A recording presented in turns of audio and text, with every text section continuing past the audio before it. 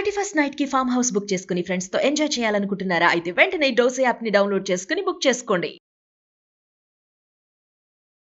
నమస్తే రమ్మగారు. నమస్తే జయ. రమ్మగారు, దశావతారాల గురించి ఒకసారి మాట్లాడుకుందామండి. అక్కడక్కడ మీరు ఒక్కొక్క అవతారం గురించి మనం చెప్పుకునే ఉండుంటాము. ఏకదాటిన ఒక వీడియోలో మనము తెలియచేద్దాం ప్రేక్షకులకి. చకచకా చెప్పేద్దాం. మొదటిది మనము మామూలుగా ఏం చెప్పుకుంటాం అంటే కార్తీక పురాణంలో చెప్తారు, దూర్వాస మహాముని అంబరీషుణ్ణి శపించినప్పుడు నువ్వు గౌరవించలేదు కాబట్టి 10 జన్మలు ఎత్తుపో అని చెప్పినట్టు ఆ 10 జన్మల్ని భగవంతుడే శిరసావహించి అంబరీషుడి బదులు తనే ఎత్తినట్టు ఒక కథనం చెప్పబడుతుంది. అవునో కాదో తెలీదు, అదొక కథ. అయితే మనకి భగవంతుడి 10 అవతారాలు ఎట్లా కనపడతాయంటే మానవాళిని ఉద్ధరించటానికే స్వామి ఈ 10 అవతారాలు ఎత్తాడని చెప్పబడుతుంది. ఈ కథే అట్లాంటిది. ఇది మొదట 3 అవతారాలు విశేషమైనవి. అంటే మనకి ఈ మన సృష్టి తాలూకు అనుక్రమణిక చూసుకుంటే మొదట ఒక చిన్న జీవి, తర్వాత కొంచెం పెద్దది, ఆ తర్వాత ఇంకా పెద్ద జీవి, ఆ తర్వాత జీవులు పరిణామక్రమాన్ని చూస్తే ఈ ప్రకారము జీవ పరిణామక్రమం లాగానే భగవంతుని పరిణామక్రమం కూడా, అవతారాలు కూడా అలా కూడా అని అన్వయించుకోవచ్చు అని కూడా కొంతమంది పెద్దవాళ్ళు చెప్తారు. సులువుగా చెప్పుకోవాలంటే మొదట మత్స్యావతారం ఎత్తాడు భగవంతుడు. సృష్టి అంతంలోకి వచ్చేసింది, ప్రపంచమంతా జలమయం అయిపోతుంది, సృష్టి అంతమైపోబోతోందని తెలిసి ఆయన ఏం చేశారు, మనువుని రక్షించారు. ఈ మనువు అనేవాడు అప్పటికి ప్రభువుగా ఉన్నాడు భూమండలానికి. మనువు బ్రహ్మమానస పుత్రుల్లో ఒకరు వరుసగా అక్కడి నుంచి పుట్టినవాడనమాట. అయితే ఈ మనువుకి ఆయన సూర్యుడికి అర్ఘ్యం ఇస్తుంటే చేతిలో ఒక్కొక్క చిన్న చేప పిల్ల వచ్చింది, నీటిలోంచి ఇట్లా జలంలోంచి వచ్చింది.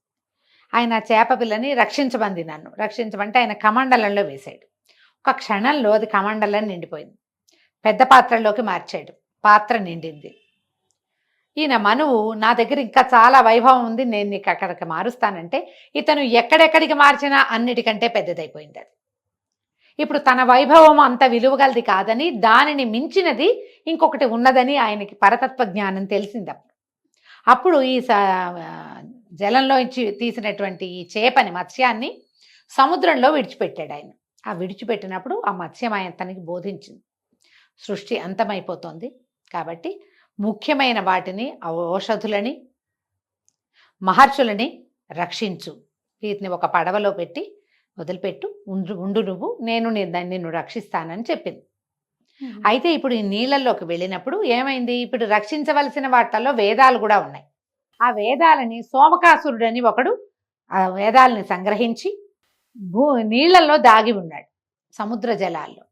ఇప్పుడు సముద్రం లోపలికి వెళ్ళగలిగేది ఏమిటి, ఏ జంతువు, ఎవరు వెళ్ళగలుగుతారు? మత్స్యమే కదా.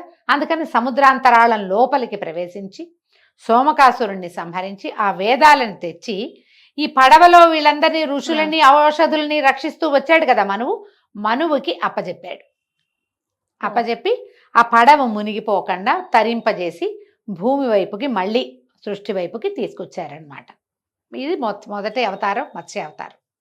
ఇలా అంతే మళ్ళీ సృష్టి అంతా మొదలైంది. దేవతలు దానవులు ఎవరి దారిన వాళ్ళు ఏర్పడిన తర్వాత ఈ దేవతలు దానవులు ఏమనుకున్నారు, యుద్ధాలు జరుగుతున్నాయి, మరణం అనివార్యంగా ఉంది, అమృతాన్ని పొందాలి, మరణం లేని దాన్ని పొందాలంటే ఏం చెయ్యాలి అంటే ఏమన్నారు, క్షీరసాగరాన్ని చిలకమన్నారు.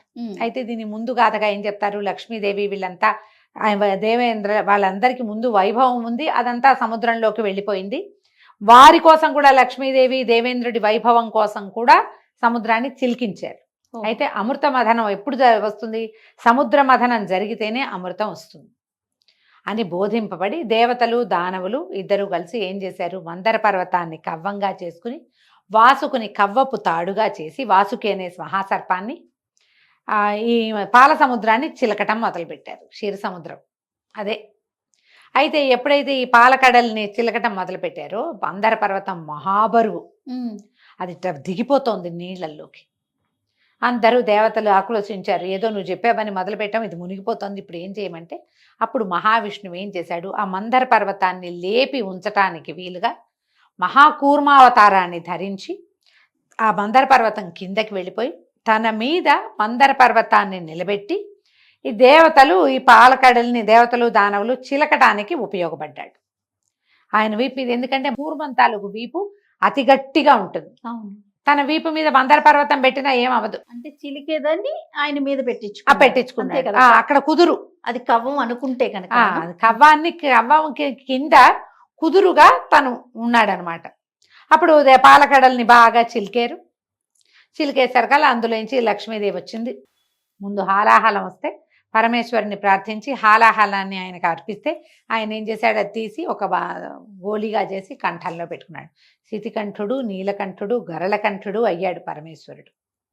తర్వాత వచ్చిన లక్ష్మీదేవిని విష్ణుమూర్తి స్వీకరించుకున్నాడు. తర్వాత లక్ష్మీదేవి తర్వాత చంద్రుడు వచ్చాడు. కల్పవృక్షము, కామధేనువు, అప్సరసలు, శంఖాలు, నవనిధులు, ఎన్నో వజ్రాలు, ముత్యాలు పుట్టినాయి, ఆల్చిప్పలు పుట్టినాయి, శంఖాలు పుట్టినాయి. అవన్నీ పుట్టగా చివరికి ధన్వంతరి వచ్చాడు. ధన్వంతరి అమృత పాత్రని పుచ్చుకొని వచ్చాడు. ఈ అమృత పాత్రని మాకనే దేవతలు దానవులు లాక్కోకుండా మళ్ళా ఈ విష్ణుమూర్తి అవతారాలలో ఒకటిగా చెప్పబడని జగన్మోహిని స్వరూపాన్ని, ఒక తాత్కాలిక స్వరూపాన్ని పొంది, అవతారమే దశావతారాల్లో చెప్పబడదు కానీ ఈ కూర్మావతారం తర్వాత మనకి జగన్మోహినే కనపడుతుంది. దేవతల్ని దానవల్ని 2 వరుసల్లో కూర్చోబెట్టి వాళ్ళని తన సన్మోహన శక్తితోటి వశపరుచుకుని దేవతలకి మాత్రమే అమృతాన్ని పంచారు. ఈ అమృతం పంచడం అయిపోయాక 2 అవతారాలు అయినాయి. ఆ తర్వాత ఏం జరిగింది, మత్స్యం కూర్మం తర్వాత వరాహావతారం. ఈ వరాహావతారానికి ముందు ఏం జరిగింది, సనక సనందన సనత్ కుమార సనత్ సుజాతులని చెప్పబడేటువంటి బ్రహ్మమానస పుత్రులైన 4 ఋషులు విష్ణుమూర్తిని చూడడానికి వచ్చారు. ద్వారపాలకులుగా ఉన్న జయ విజయులు వాళ్ళని ఒప్పుకోలే. మిమ్మల్ని స్వామివారి ఏకాంతంలో ఉన్నారు, మాకు కుదరదనేసరికల్లా మేము బ్రహ్మమానస పుత్రులం, పైగా ఇంత బాలురుగా ఉంటారట వాళ్ళు. ఎవరు? జయ విజయులు కాదు, సనక సనందనాథులు ఋషులు 4 బాలురు చిన్న పిల్లలుగా ఉంటారు. రానివ్వకపోయేసరికల్లా వాళ్ళు కోపం వచ్చి, ఏ స్వామి సేవతో మీరు ఇంత అహంకరించి ఉన్నారో ఆ స్వామి సేవకి దూరం కండని సనక సనందనులు శపించారు జయ విజయులు. వీళ్ళు పరమ దుఃఖంతో విష్ణువు పాదాలు పట్టుకున్నారు. శపించబడ్డాము, నువ్వు ఏకాంతంలో ఉన్నావని, తమరు ఏకాంతంలో ఉన్నారు కాబట్టి వీళ్ళని మేము రానివ్వలేదంటే ప్రభు ఏం చేశాడు, వీళ్ళ మీద ప్రీతితోటి 2 ఆప్షన్స్ ఇచ్చారు. ఈ 2 ఆప్షన్స్ ఏమిటి, ఒకటి 3 జన్మలు విష్ణుద్వేషులుగా ఉండి నా చేతిలోని మరణాన్ని పొంది నన్ను చేరగలరు ఒకటి, లేదా 100 జన్మలు విష్ణు భక్తులుగా జీవించండి. అది అయ్యాక వద్దురుగానంటే వీళ్ళు ఒప్పుకోలే. 100 జన్మలంటే ఎన్ని వేల సంవత్సరాలు, కాబట్టి మాకు 100 జన్మలు వద్దు, విష్ణుద్వేషులుగా అయినా సరే నిన్ను వదిలిపెట్టి మేము ఉండలేము, నీ సేవకి దూరంగా అయ్యి ఉండలేము, నిరంతరము నీ నామస్మరణ చేసే అవకాశాన్ని ఇచ్చి మమ్మల్ని విష్ణుద్వేషులుగా పుట్టించమని కోరుకున్నారు. అప్పుడు విష్ణుద్వేషులైన హిరణ్యాక్ష హిరణ్యకశిపులనే రాక్షసులుగా జయ విజయులు పుట్టారు. ఇప్పుడు వీళ్ళు ఏం చేశారు, రాక్షసులుగా జన్మించినప్పుడు బ్రహ్మ కోసం తీవ్రమైన తపస్సు చేశారు. ఎక్కడా కనపడిన విష్ణువుని నిరంతరము తలుచుకుంటూ విష్ణువుకి ద్వేషులుగా మారారు. విష్ణు ద్వేషులే, వాడి మొహం గిట్టదని వాడినే తలుచుకుంటూ ఉంటారు ఎంతసేపు. అయితే వీళ్ళు కోరిన వరాలు ఎలాంటివి, ఒక్కొక్కడు ఒక్కొక్క రకం. 2 హిరణ్యాక్షుడు హిరణ్యకశిపుడు చెరో రకమైన వరాన్ని కోరుకున్నారు, మరణం ఇలాగే కావాలని. అంటే మాకు అసలు మరణమే వద్దన్నారు, ఆయన ఒప్పుకోలే బ్రహ్మదేవుడు. మరణం లేకుండా కుదరదు, మీరు అమృతం దాగలేదు, మరణం అనివార్యం, వరం కోరుకోమంటే 2 చెరుకోటి కోరుకున్నారు. అప్పుడు ఈ వర గర్వంతో ఈ హిరణ్యాక్షుడు ఏం చేశాడు, భూదేవిని పాతాళంలోకి, ఈ సముద్రంలోకి తొక్కేశాడట. భూమి వలవలలాడుతూ నన్ను రక్షించమని కోరుకుంటే అప్పుడు భగవంతుడు ఈ హిరణ్యాక్షుడికి జంతువు వల్ల మరణం ఉంది, ఇంకే వల్ల మరణం లేదు. అందుకని ఏం చేశారు, ఈ నీళ్లలోకి బురదలోకి వెళ్ళగలిగే వరాహ అవతారాన్ని తీసుకున్నాడు స్వామి. ఇది 3వ అవతారం. మత్స్య కూర్మ వరాహ అవతారం. వరాహ అవతారాన్ని ఎత్తి ఆదివరాహమూర్తిగా భూమి లోపలికి, ఆ సముద్రం లోపలికి వెళ్ళి ఆ బురదలో అట్లా ఇరుక్కుపోయి ఉన్నటువంటి భూదేవిని తన కోరలతోటి పైకి లేవదీసి హిరణ్యాక్షుణ్ణి సంహరించాడు. అట్లా భూదేవి ఆయనకి భార్య అయ్యింది, ఆయనతోటి రక్షించబడింది. కాబట్టి మళ్ళీ భూమిని యథాస్థానంగా ప్రవేశింపచేశాడు. ఇప్పుడు హిరణ్యాక్షుడు అయిపోయాడా. ఇప్పుడు హిరణ్యకశిపుడు ఏం చేశాడు, ఇంకా విపరీత వరాలు కోరుకున్నాడు. మనిషి కాదు, జంతువు కాదు, వాళ్ళ వల్ల మరణం, మనిషి అయితే కాదు, జంతువుతోటి కాదు, భూమి కాదు, ఆకాశము కాదు, ఇల్లు కాదు, వాకిలి కాదు, పగలు కాదు, రాత్రి కాదు. ఇల్లు వాకిలి కాకుండా ఇట్లా తర్వాత ఆయుధాలతోటి కాదు, చేతులతోటి కాదు నా మరణం అని ఇలా విపరీత వరాలు కోరుకుని హిరణ్యకశిపుడు కూడా పెరిగాడు. వరగర్వంతో అతను దేవతల్ని వాళ్ళని హింసించడం మొదలుపెట్టాడు. మానవుల్ని హింసించాడు, దేవతల్ని హింసించాడు, తనదైన ప్రత్యేక సామ్రాజ్యాన్ని నిర్మించుకున్నాడు.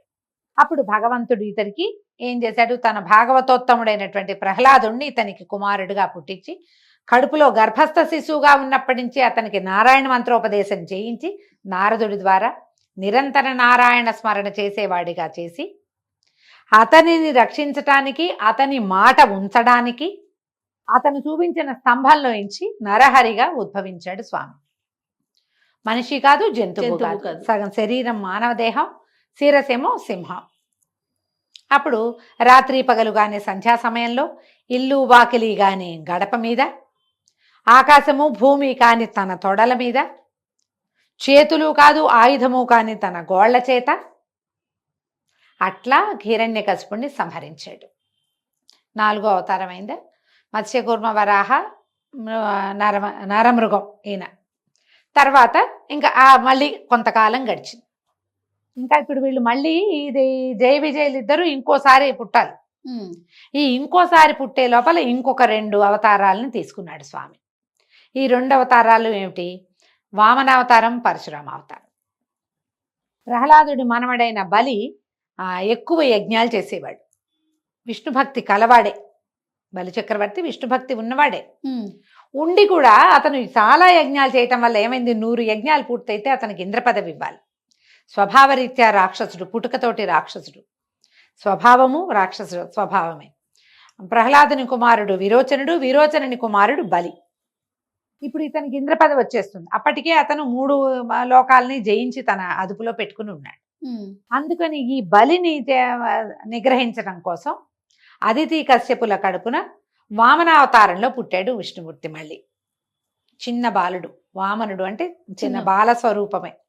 అయితే ఈ వామనావతారంలో వాళ్ళకి జన్మించిన తర్వాత ఉపనయనం చేయించుకుని అప్పుడు ఈ బలి చక్రవర్తి 100వ యాగం చేస్తున్న ప్రదేశానికి వచ్చి అతనిని దానం ఇవ్వమని అడిగి అతను 3 అడుగుల దానానికి ఒప్పుకుంటే 3 అడుగులు భూమి ఆకాశాలు రెండింటినీ తన 2 అడుగులతోటి ఆక్రమించి 3వ అడుగుగా అతని శిరస్సు, నా శిరస్సు తీసుకోమంటే శిరస్సు మీదే పాదం ఉంచాడని కొన్ని కథలు చెప్తారు.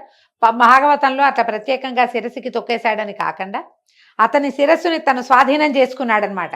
ఇంకా ఇక్కడ రాజ్యం లేదు అంతే. అతనిని రసాతలని పాతాళానికి పంపించి అక్కడ పాతాళానికి ప్రభువుని చేశాడు. ఇది వామనావతారం చెప్తారు. దీని తర్వాత పరశురామావతారానిగా జన్మించాడు. ఈ పరశురాముడు జమదగ్ని మహామునికి, రేణుక జమదగ్నులకి కుమారుడుగా జన్మించాడు. ఈయన పుట్టుకతోటి బ్రాహ్మణుడు. ముని జమదగ్ని అనగానే ఆయన బ్రహ్మవంశం నుంచి పుట్టినవాడు కదా. బ్రాహ్మణ వంశంలో 4 అన్నదమ్ములు ఏమో ఉన్నారు, ముందు అన్నదమ్ములు ఉన్నారు. ఈయన చివరి వాడిగా జన్మించాడు. జన్మిస్తే ఈయన తండ్రిని ఈ కార్తవీర్యార్జునుడు అనే రాజు అవమానించాడు. ఆయన దగ్గర ఉన్న ఆవు కోసం అవమానిస్తే దుఃఖంతో, తండ్రిని అవమానించబడ్డాడన్న దుఃఖంతో రాజుల మీద యుద్ధాన్ని ప్రకటించాడనమాట. దానికి ముందు ఏం చెప్తారంటే, ఈవిడ జమదగ్ని మహాముని భార్య అయిన రేణుకాదేవి రోజు పచ్చిమట్టితోటి కుండ చేసి కుండతోటి నీళ్లు తెచ్చేదట, పచ్చి కుండతో నీళ్లు తెచ్చేదట. పచ్చిమట్టే ఇసుకతోటి కుండ చేసేదని కూడా కొన్ని గాథలు చెప్తారు. అయితే ఈ కుండ చేస్తుంటే ఒకసారి ఏమైందట, ఒక గంధర్వుడు భార్యలతోటి నదిలో స్నానం చేస్తూ ఆమెకి కనిపించాడు. ఆమె మనసు అటు వెళ్ళిపోయింది, కుండ చేయలేకపోయిందట. దాంతో ఆలస్యమైంది. తర్వాత మనసు నిగ్రహించుకుని కుండ చేసి పట్టుకెళ్ళింది.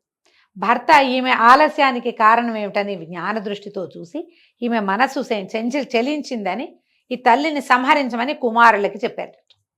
కుమారులు ఎవ్వరూ ఒప్పుకోకపోయేసరికి ఆయన కుమారులందరినీ శపించాడు. ఆఖరి కుమారుడైన రాముడు అనే పేరుతోటి పుట్టాడు ఆయన.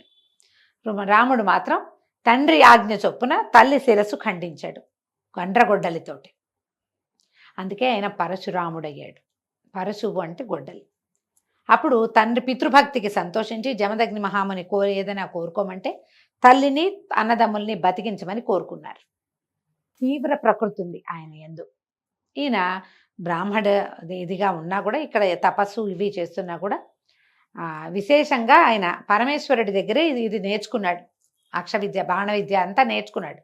ఆయన మంచి బాణం దీంట్లో ఏమనాలి దాన్ని, ధనుర్విద్యలో అద్భుతమైన అభినివేశం ఉన్నది ఆయనకి. అయితే ఎప్పుడైతే ఈ కార్తవీర్యార్జునుడు తన తండ్రి మీద జులుం ప్రదర్శించాడో ఆ దుఃఖాన్ని తట్టుకోలేకపోయాడట ఆయన. ఆవిడ 21 సార్లు పిలిచింత రామా రామా రామా అని పిలిచేసరికల్లా ఆయన 21 సార్లు క్షత్రియుల్ని ఏరిపారేశాడు భూమి మీద నుంచి. కార్తవీర్యార్జునుడిని సంహరించాడు. తర్వాత ఈ రాజుల్ని, క్షత్రియుల మీద యుద్ధాలు చేయటం, ఒక్క గండ్రగొడ్డలతో ఒకడే ఎన్నో వంశాలని నిర్వంశం చేసేసాడు. తర్వాత ఈ హత్యా పాపాన్నంతా పోగొట్టుకోవడానికి బోల్డంత తపస్సు కూడా చేసుకున్నాడు. ఇదంతా ఆయనే.